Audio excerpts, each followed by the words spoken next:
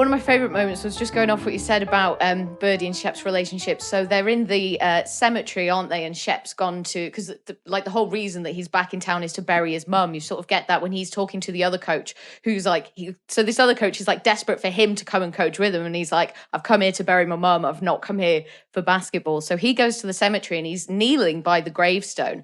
And keep going to call him Tupac, Birdie comes in and he stood up next to him and he starts like absolutely screaming at him and really laying into him. And he sort of goes a bit manic with it. And Shep is just kneeling on the floor and just taking it. And it's so interesting to sort of see this kind of power kind of dynamic between them, because Shep's on the floor, so he's physically smaller than him. And Birdie's above him and he's like doing all these big gestures and being so loud and aggressive. But Shep has the power, like you can tell that, and there's just like this desperation within Birdie, like I guess for his brother to like love him and for his brother to like see him and recognize him. But I feel like Shep just feels like he feels detached from him now, doesn't he? Because he's gone down the route that he's gone down. Yeah. And obviously that's not something that he wants anything to do with. And it's just great to see that kind of turmoil between two brothers. Yeah. And then you get it again, like, I think later on when they're on the basketball court and Birdie turns up and then you look over and there's like another pair of brothers, older brother and younger brother, who are playing basketball together. And you see kind of like, they're both looking and thinking, what could have been, kind of thing. How, you know, those two brothers are so close and yet here we are. I love that bit. So yeah.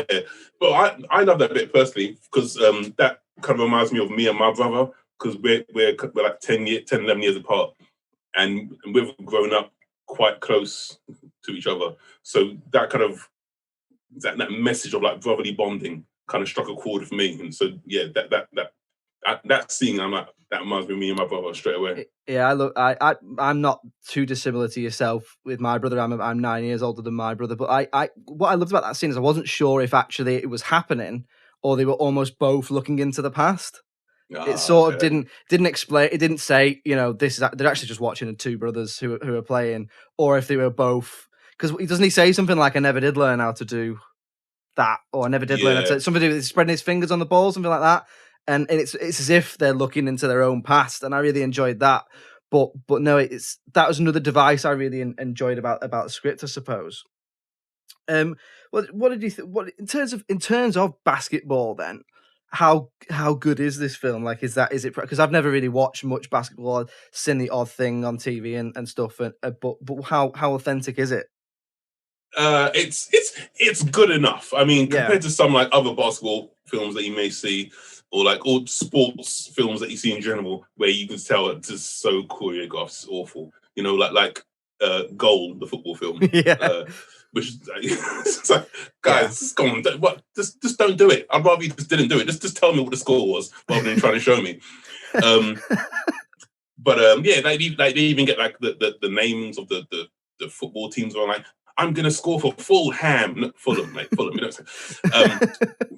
But yeah, for the basketball, for above the rim, it's believable. You know what I mean? It's you watch the action, and even though you know it's choreographed and stuff, because they got I can't remember which basketball player it was. They got someone to come in and choreograph it to make it look authentic, and it works.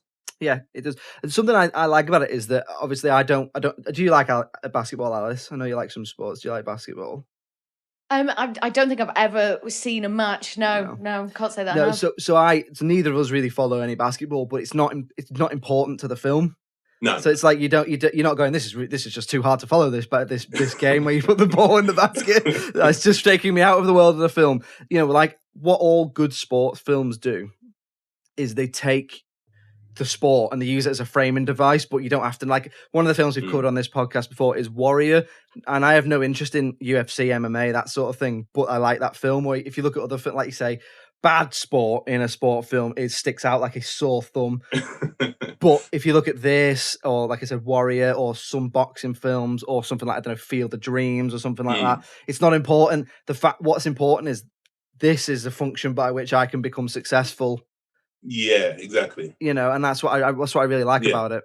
Because it doesn't matter if you could take out the basketball and put it and replace it with something else. It's the same framework. You've got one path that you can go down, which is success, and then you've got the other path which will lead you down a tricky road. And that's basically what it is. Basketball is just a thing that Carl happens to be good at.